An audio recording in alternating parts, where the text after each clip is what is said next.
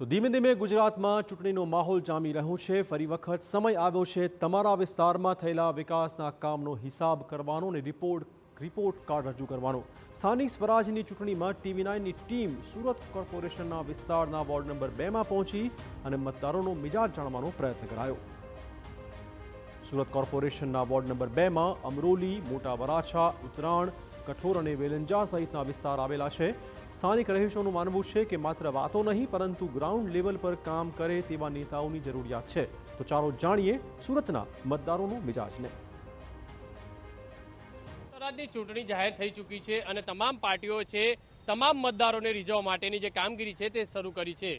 પણ TV9 દ્વારા અલગ અલગ વોર્ડની અંદર જ્યારે તપાસવામાં આવી રહ્યું છે કે સ્થાનિક કયા મુદ્દાઓ છે જેને લઈને મતદારો કઈ રીતે જોઈ રહ્યા છે, કયા મુદ્દાઓને જે છે આવકારી રહ્યા છે અને કયા મુદ્દાને નકારી રહ્યા છે। કારણ કે સ્થાનિક મુદ્દાઓને વધુ ધ્યાનમાં લેવામાં આવતા હોય છે। કયા વિસ્તારોની અંદર કયા કામો થયા છે, કયા કામોની આવકારો જે બાકી છે, કયા આશા અપેક્ષા રાખી રહ્યા છે। તો મતદારો પાસે સીધી વાત કરીશું। મોટા વરાછા વોર્ડ નંબર 2ની અંદર જે વાત કરીએ, સૌથી પ્રથમ તમારા વોર્ડની વાત કરીએ તો કઈ રીતની સ્થિતિ છે અત્યારે, કઈ રીતની આશા અપેક્ષા જોઈ રહ્યા છો નવા ઉમેદવારો પાસે?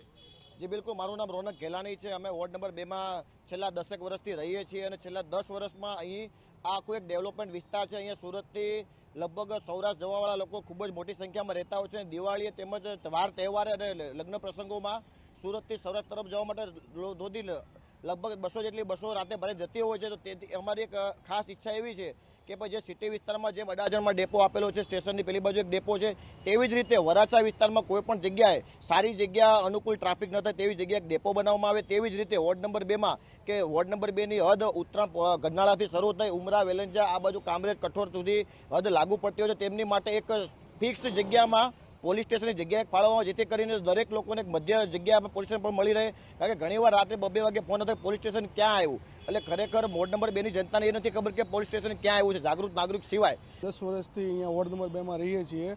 તો અહીંયા જે આપ નવો જે મેન VIP સર્કલ ટુ ઓબરામા રોડનો જે મેન TP બન્યો છે, તો જે ગુજરાત ગેસનું જે પેલું ગુજરાત ગેસની જે ગેસ કંપની છે ત્યાંથી જે રસ્તો આખી દિવાલ તેની જે નડતર રૂપ છે, ન્યુસન્સ રૂપ છે, તે અનેકવાર મુદ્દાઓ રજૂઆત કરવા છતાંય દૂર નથી થયા। તો આગામી જે અહીંયાના ઉમેદવાર આવે અને અમારી એવી જ માંગણી છે કે તે સાથે રહીને એ પણ દૂર કરાવે। સાથે અબ્રામા ચોક પાસે જે કબ્રસ્તાન આવેલું છે ત્યાં અવારનવાર અકસ્માત સર્જાયા છે, 10 જણાના મૃત્યુ પણ થયા છે ડમ્પરની અડફેટે। તે આખો વિસ્તાર રોડ આખો સાંકડો છે ને રોડ આખો ક્રોસ છે, બરોબર છે। તો તેને પણ સ્થાનિક લેવલે ઉમેદવારને રજૂઆત કરીએ કે તેને પણ દૂર કરવામાં આવે। એ જ્યારે બી રસ્તો બને પછી ગટર લાઈન નાખવાનું SMCના કર્મચારીઓને યાદ આવે છે, તેના કારણે રોડ રસ્તા ફરીથી ખોદવા પડે છે, એને ફરીથી ખોદવો, ફરીથી રિપેર કરવો, એના કારણે આર્થિક નુકસાન જનતા ઉપર જતું હોય છે। તો પહેલો તો પ્રશ્ન એ છે કે નવું TP બનતું તે પહેલાં ગટરની વ્યવસ્થા કરવામાં આવે અને પછી રોડ બનાવવામાં આવે। જે ગુજરાત અત્યારે સ્પોર્ટ્સમાં ખેલો ગુજરાત અમુક ગુજરાત સરસ કાર્યક્રમ રાખી રહ્યા છે, પણ આપણા વિસ્તારની અંદર એક પણ ઓલિમ્પિક લેવલનું, મોટા વરાછા વિસ્તારની એક પણ ઓલિમ્પિક લેવલનું એક સ્વિમિંગ પુલ નથી। તો આ વિસ્તાર ડેવલપ થઈ રહ્યો છે, 4 થી 5 નવા TP ખુલી ગયા છે। તો એ TPમાં નવો એક સ્વિમિંગ પુલ, ઓલિમ્પિક સાઇઝનો સ્વિમિંગ પુલ બનાવવામાં આવે એવી એક ડિમાન્ડ છે અમારી।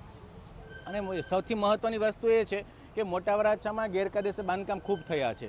એ બાંધકામ થવા પાર્કિંગની જગ્યામાં લોકો પોતાના કોમર્શિયલ બાંધકામો કરી દીધા છે, એના કારણે રોડ ઉપર લોકો પાર્કિંગ કરે છે।